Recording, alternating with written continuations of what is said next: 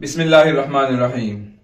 عظیم مرد مجاہد حضرت مولانا نذیر میاں صاحب رحمۃ اللہ علیہ نے 50 سال تک مومن قوم کے پیچھے مسلسل اور انتھک محنت کی۔ تقریباً 1905 سے لے کر 1955 تک دن رات سخت سے سخت مجاہدات کیے، یعنی کہ 22-23 سال کی عمر میں مولانا نے اس قوم کے پیچھے محنت کرنا شروع کر دیا تھا اور 72 سال کی عمر تک مسلسل اس قوم کے پیچھے محنت کرتے رہے۔ دین کی دعوت کے لیے مولانا نے دیہاتوں کے لمبے لمبے سفر کیے، اونٹ پر 100 کلومیٹر کے سفر کیے ہیں۔ سخت ٹھنڈی راتوں میں، تپ تپاتی ہوئی دوپہر کی گرمی میں، طوفانی بارشوں اور ہواؤں میں برابر مولانا کے سفر جاری رہے۔ بھوک لگی تو کسی درخت کے نیچے بیٹھ کر سوکھی روٹیاں کھا لی اور پھر قوم کی بھلائی میں مشغول ہو گئے۔ مولانا کو دیکھنے والے کہتے ہیں کہ قوم کی فکروں میں مولانا کبھی چین سے سوئے نہیں ہیں۔ مولانا رات کو بہت دیر سے گھر آتے تو کپڑے کانٹوں سے، گرد و غبار سے بھرے ہوئے ہوتے۔ مومن قوم کو ہدایت پر لانے کے لیے اپنا سب کچھ لٹا دیا۔ ایسے ایسے مجاہدات کیے کہ عام انسان تو ان کو سوچ بھی نہیں سکتا۔ آپ نے تنے تنہا اتنا بڑا اور اتنا وسیع کام کیا ہے کہ بڑی بڑی جماعتیں اور بڑی بڑی تنظیمیں اتنا کام نہیں کر سکتی۔ سوال یہ ہوتا ہے کہ مولانا نے کس طرح قوم پر محنت فرمائی اور کس انداز سے اتنا بڑا کام کیا؟ اس سوال کا جواب آسان نہیں ہے، کیونکہ مولانا کی محنت کا دائرہ بہت وسیع تھا۔ اس لیے مولانا کے کام کو سمیٹنا بہت مشکل ہے، لیکن پھر بھی سمجھنے میں آسانی کے لیے میں نے مولانا کی محنت کو 3 حصوں میں تقسیم کیا ہے، یعنی کہ ان 3 طریقوں سے مولانا نے قوم کی خدمت کی ہے۔ پہلا طریقہ ہے وعظ و نصیحت کا، دوسرا طریقہ ہے تعلیم اور مدارس کا، تیسرا طریقہ ہے عوام کے پاس جا کر ان کو سمجھانے کا۔ اب ہم ان میں سے ہر ایک کی تھوڑی سی تفصیلات جانیں گے۔ حضرت مولانا رحمۃ اللہ علیہ نے دین و ملت کی خدمت کا ایک طریقہ یہ اختیار فرمایا تھا کہ لوگوں کو وعظ فرماتے تھے اور وعظ میں دین کی صاف صاف باتیں بیان فرماتے تھے، اسلام کی حقیقی تعلیمات لوگوں کے سامنے پیش کرتے تھے۔ آج کے اس ماحول میں رہتے ہوئے اس کام کی نزاکت کو سمجھنا مشکل ہے، کیونکہ مولانا نے جب وعظ و نصیحت کا کام شروع کیا، اسلام کی صحیح تعلیمات کو پیش کرنا شروع کیا تھا، اس وقت عوام کے لیے یہ باتیں ایسی ہی تھی جیسے کہ کفار مکہ کے لیے توحید کی باتیں۔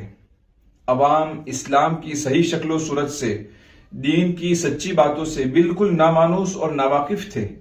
جاہل پیروں نے اور مذہب کے ٹھیکیداروں نے عوام کو رسم و رواج میں اور بدعت و خرافات میں الجھائے رکھا تھا تاکہ وہ اپنی مرضی کے مطابق عوام سے فائدہ اٹھا سکے۔ قوم کا یہ حال کر دیا تھا کہ وہ صحیح کو غلط اور غلط کو صحیح سمجھنے لگی تھی۔ وہ غلط چیزوں پر مضبوطی سے جمی ہوئی تھی۔ بے دینی کو اور فضول رسموں کو ہی انہوں نے اپنا دین سمجھ لیا تھا۔ غلامی سے محبت کرتے تھے، بے دینی سے انسیت ہو گئی تھی، جہالت و ضلالت کے خوفناک اندھیروں سے مانوس ہو گئے تھے۔ ایسے ماحول میں اسلام کی حقیقی تعلیمات بیان کرنا اور دین کو صحیح شکل میں پیش کرنا آسان نہیں تھا۔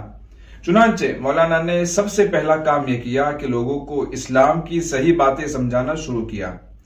تعلیم سے فراغت کے بعد جب مولانا پالم پور تشریف لائے تو وہاں ایک کھلے مجمع میں خطاب فرمایا اور اس میں صاف صاف سنت و شریعت کی باتیں بیان فرمائی۔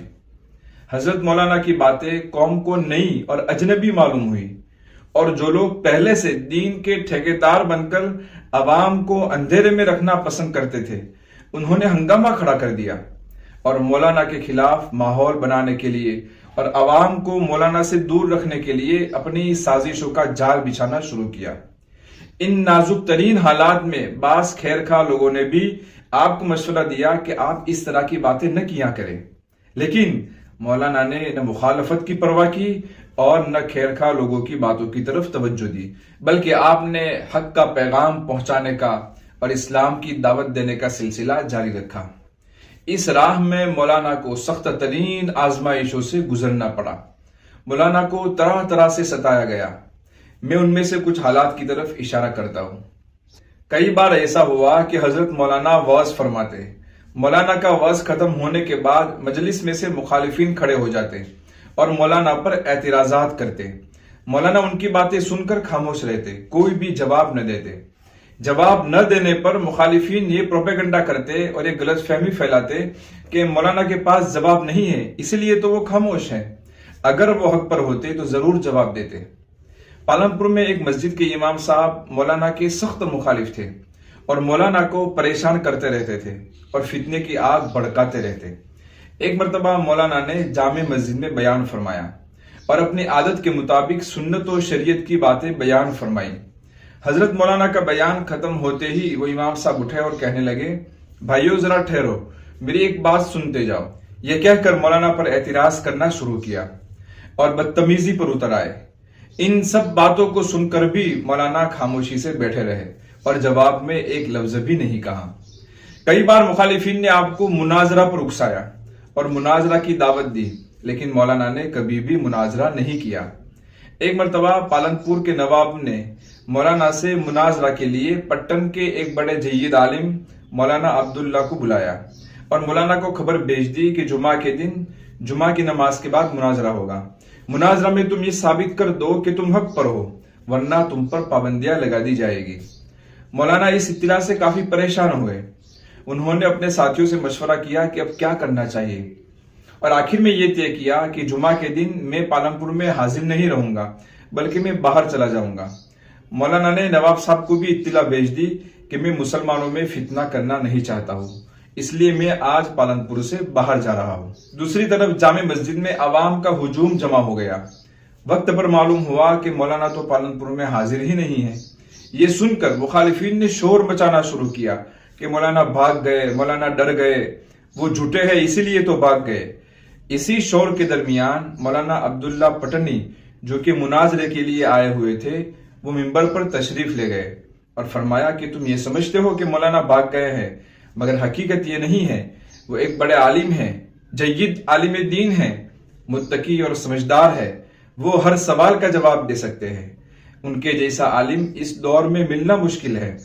میں تم کو مشورہ دیتا ہوں کہ ان کو پریشان کرنا چھوڑ دو، ان کو پریشان مت کرو اور ان کو اپنا کام کرنے دو۔ مولانا کی باتوں کو سن کر مجمع خاموش ہو گیا اور سب ایک ایک کر کے رخصت ہو گئے اور اللہ تعالیٰ نے ایک بڑے فتنے سے بچا لیا۔ اس کے علاوہ بھی طرح طرح سے آپ کو تکلیفیں دی جاتی تھی۔ جب مسجد سے نکلتے یا گھر سے نکلتے تو لوگ مذاق اڑاتے، گالیاں بکتے، چھوٹے چھوٹے بچوں کو آپ کے پیچھے کر دیتے، بچے شور مچاتے، دھول پھینکتے، بلکہ پتھر بھی آپ پر پھینکے گئے ہیں۔ آپ کو دیکھ کر اپنا منہ چھپا لیتے، آپ کو راستے میں روک کر بدتمیزی کرتے اور اس طرح معاملہ کرتے جیسے کسی پاگل آدمی کے ساتھ بچے کیا کرتے ہیں۔ مولانا کے لیے گھر سے نکلنا مشکل ہو گیا تھا۔ مولانا گھر سے نکلنے سے پہلے سوچتے تھے۔ دکان والوں نے مولانا کو سبزی وغیرہ دینا بھی بند کر دیا تھا۔ کوئی دکان والا آپ کو کوئی چیز بیچتا نہیں تھا۔ آپ کے ایک چاہنے والے آپ کے لیے ضرورت کا سامان لے آتے اور کسی کو پتہ نہ چلے، اس طرح خاموشی کے ساتھ مولانا تک پہنچا دیتے۔ کئی بار مولانا کو قتل کرنے کے منصوبے تک بنائے گئے ہیں۔ ایک مرتبہ مولانا بیمار تھے اور گھر میں آرام کر رہے تھے۔ اس کا فائدہ اٹھاتے ہوئے کچھ بدمعاش لوگ قتل کے ارادے سے مولانا کے گھر پہنچ گئے، لیکن مولانا کی اہلیہ محترمہ بہادری کے ساتھ ان کے مقابلے میں ڈٹ گئی اور کہا کہ اگر خیریت چاہتے ہو تو آگے مت بڑھنا، ورنہ کوئی بھی سلامت نہیں لوٹے گا۔ یہ کڑک اور گرج سن کر وہ لوگ بھاگ نکلے۔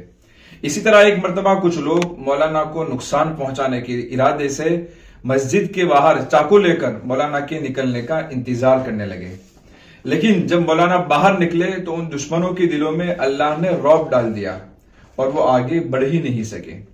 اس کے علاوہ مولانا پر بدکاری کا الزام لگانے کی سازش کی گئی اور اس کے لیے ایک عورت کو پیسے دے کر تیار کیا گیا۔ وہ عورت موقع کی تلاش میں رہی۔ ایک مرتبہ تو وہ مولانا کے مکان پر بھی پہنچ گئی، لیکن مولانا اس وقت گھر میں موجود نہیں تھے۔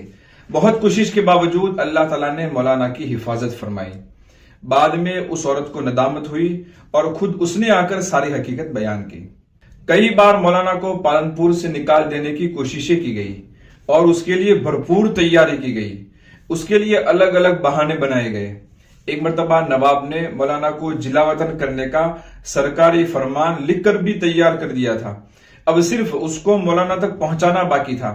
شہر کے مخالفین بڑے خوش تھے، لیکن عین وقت پر اللہ تعالیٰ نے مدد فرمائی اور وہ سرکاری حکم نامہ منسوخ کر دیا گیا۔ جلا وطن کرنے کی کوششیں مسلسل جاری تھی تو مولانا نے دعوت کا کام جاری رکھنے کے لیے پالنپور سے باہر ایک زمین خریدی تھی۔ آپ فرماتے تھے کہ اگر مجھے پالنپور سے نکالا گیا تو میں پالنپور سے باہر رہ کر قوم کی خدمت کروں گا۔ یہ ساری آزمائش اور حالات ایسے ہیں کہ اگر ان میں سے ایک آزمائش بھی کسی عام انسان پر آ جاتی ہے تو اس کی ہمت ٹوٹ جاتی ہے۔ اور ایسا نہیں ہے کہ مولانا کے پاس دوسرے آپشن نہیں تھے۔ دین کی خدمت کے لیے مولانا کو اچھے مواقع ہاتھ آئے تھے، لیکن مولانا نے اس جاہل قوم کی خدمت کرنے کو ترجیح دی۔ ڈابھیل کے حضرات نے حضرت مولانا کو کئی مرتبہ ڈابھیل مدرسہ کا شیخ الحدیث بنانا چاہا اور ایک بڑی تنخواہ کی آپ کو پیشکش کی، مگر حضرت مولانا نے اس کو رد کر دیا۔ جب مولانا کو حد سے زیادہ ستایا جانے لگا اور تکلیفیں دینے میں حدیں پار کر دی، بچہ دشمنی پر اتر آیا تھا اور حضرت مولانا کا اپنی مسجد سے باہر نکلنا دشوار ہو گیا تھا۔ جمعہ پڑھنے جاتے تو ایک دیوانے کی جو حالت ہوتی ہے اس سے بھی بری حالت بناتے۔ اب بہت ہی بے قرار اور پریشان تھے اور بظاہر حضرت مولانا کا پالنپور میں رہنا دشوار ہو گیا تھا۔ ایسے وقت میں ڈابھیل سے ایک وفد آیا اور اس نے یہ بات پیش کی کہ آپ کو یہاں لوگ بہت تکلیفیں دیتے ہیں، حکومت تک آپ کے مخالف ہیں، لہٰذا آپ ڈابھیل تشریف لے آئے اور ہمیشہ کے لیے وہی قیام فرمائے۔ مدرسہ کا شیخ الحدیث ہم آپ کو بنائیں گے اور ایک بہت بڑی تنخواہ دیں گے، وہاں آپ کو عزت و احترام کے ساتھ رکھیں گے اور دین کا کام کرنے کا آپ کو موقع ملے گا اور آپ کی ساری پریشانیاں ختم ہو جائے گی، لہٰذا ہماری اس درخواست کو آپ منظور فرما لیں۔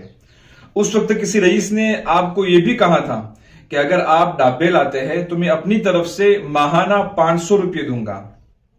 یہ باتیں سن کر مولانا نے فرمایا کہ دیکھیے، اتنی بڑی تنخواہ میں آپ کو اچھے سے اچھا عالم مل جائے گا اور میری یہ بستی والے بیچارے غریب ہے اور بالکل جاہل ہے اور اللہ کے دین کو جانتے تک نہیں ہے، ان کو سمجھانا میری ذمہ داری ہے اور یہ مجھے جو تکلیفیں دیتے ہیں یہ ان کی جہالت اور نادانی ہے، ایسی حالت میں ان کو چھوڑ کر نہیں جا سکتا۔ یہ کہہ کر مولانا نے جانے سے انکار کر دیا اور پھولوں والی زندگی کو چھوڑ کر کانٹوں والی زندگی میں جینا گوارا کیا۔ عزت، شہرت، پیسے، مقام، سہولتیں، سب کچھ مولانا نے قوم کے لیے ٹھکرا دیا اور تنگیوں اور تکلیفوں میں رہ کر قوم کی خدمت کرتے رہے۔ اللہ تعالیٰ مولانا کو ہماری پوری قوم کی طرف سے بہترین بدلہ عطا فرمائے اور ہمیں ان کے احسانات یاد رکھنے کی توفیق عطا فرمائے۔ مولانا کی محنت میں تعلیم اور دیہاتوں میں جا کر عوام کو سمجھانا بھی شامل ہے۔ ان دو چیزوں کو آئندہ ویڈیو میں روشنی ڈالیں گے انشاءاللہ تعالی۔ اگر آپ مولانا کے متعلق اور بھی حالات سننے میں دلچسپی رکھتے ہیں تو کمنٹ میں ضرور لکھیں اور زیادہ سے زیادہ لوگوں تک اس ویڈیو کو پہنچائیں۔ پھر ملتے ہیں اگلی ویڈیو میں انشاءاللہ تعالی۔